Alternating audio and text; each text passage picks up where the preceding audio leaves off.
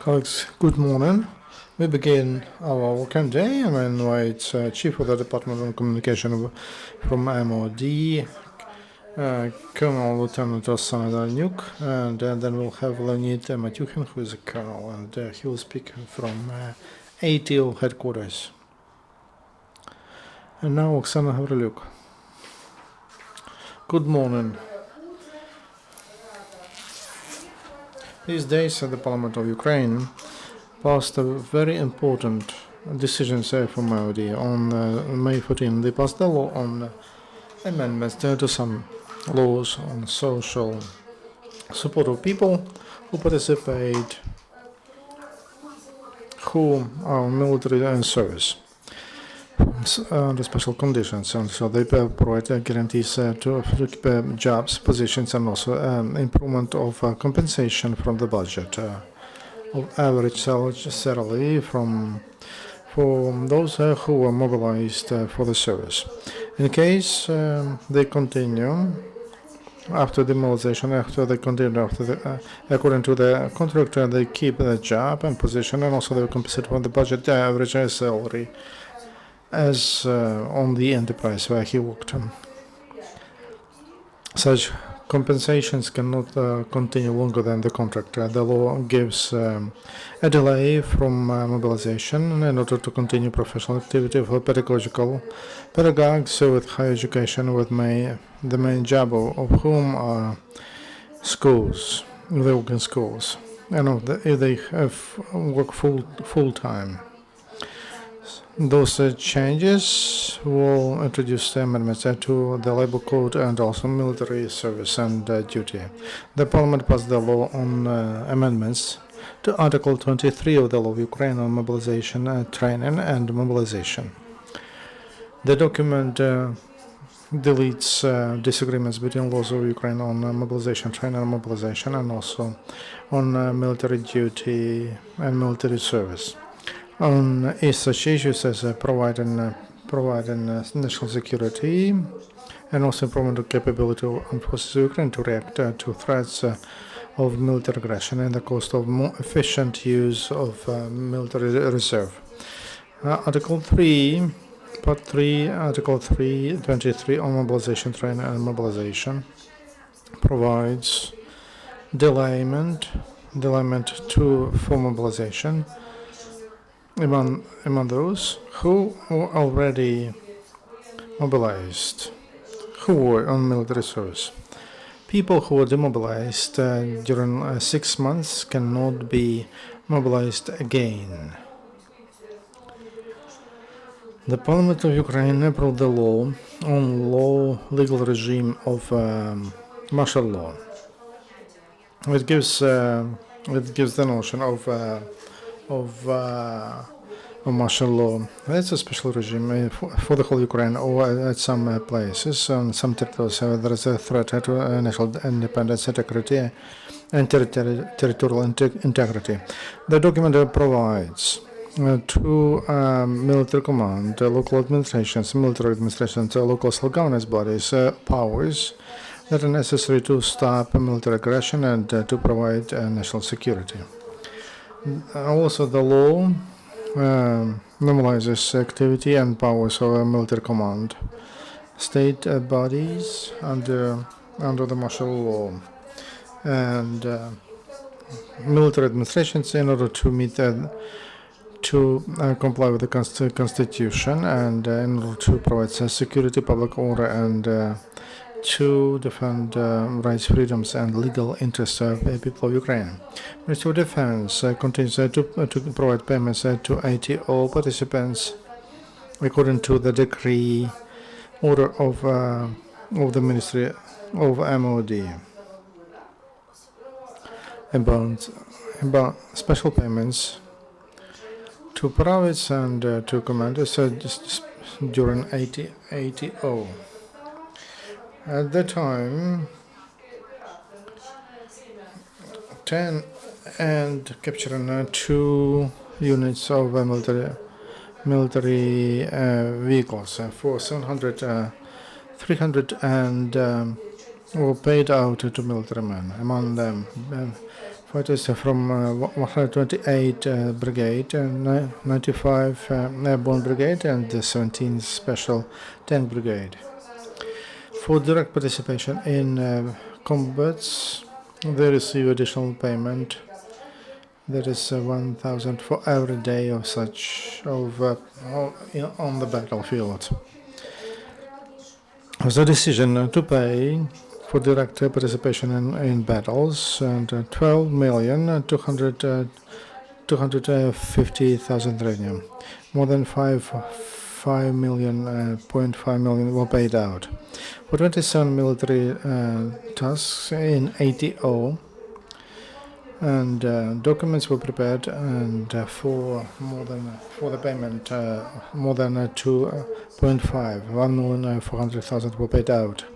In general, documents on payments for ATO, for destroyed equipment, and for successful tasks and participation in battles for the sum more than 14 million.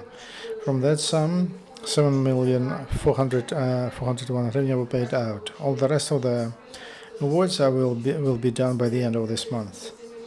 Also, at the request of the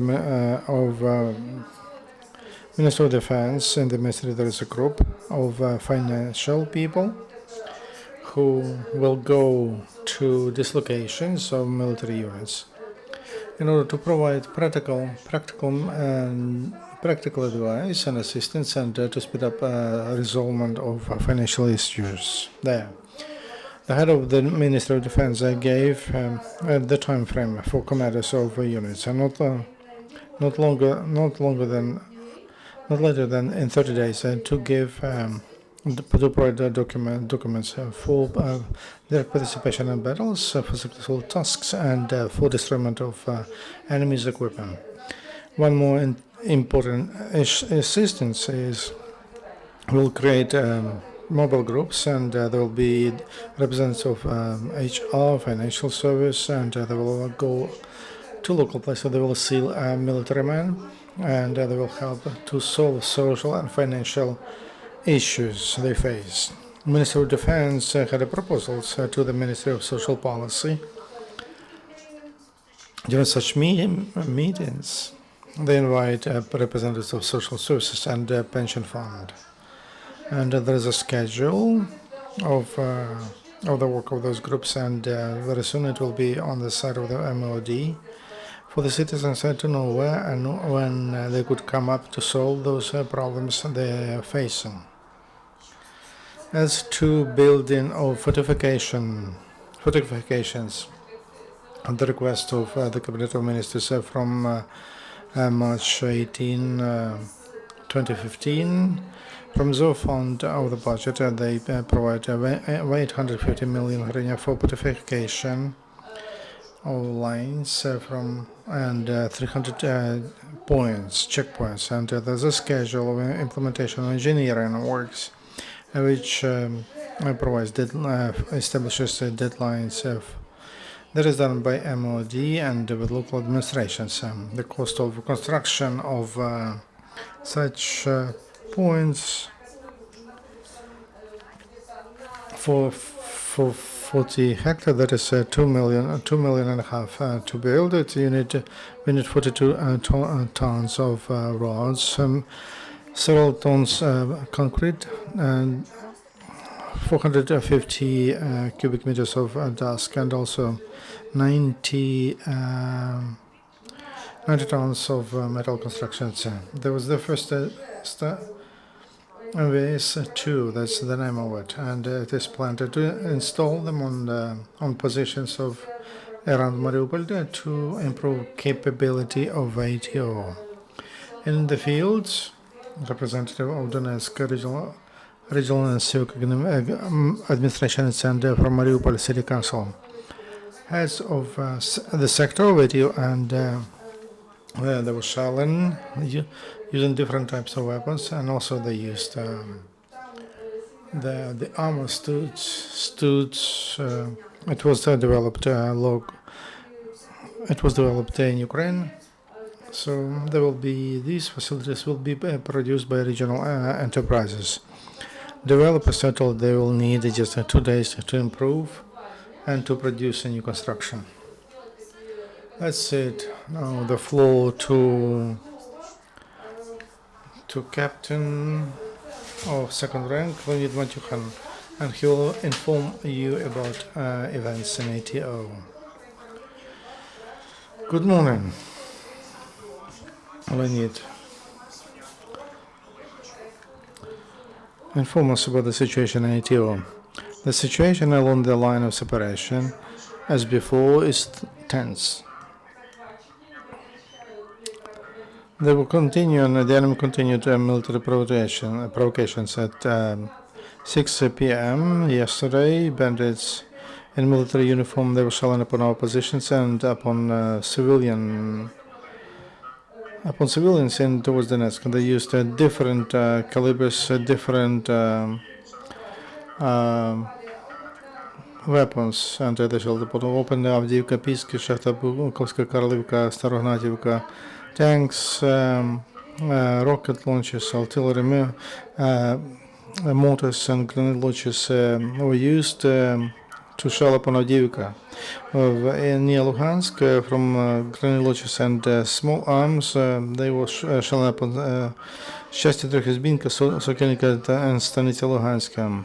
They used small arms, grenade launchers and sniper rifles, so-called supporters of Russian world. They were shelling upon Shirokina and on Artemivsk. It was Artemivsk. They were shelling using big caliber machine guns, and they shelled upon Kirill and Lensky. And there were also noticed, some drones were also noticed over Mangu, Shirokina, Chermalek, Yalta. Our next briefing will be at 10 past 10.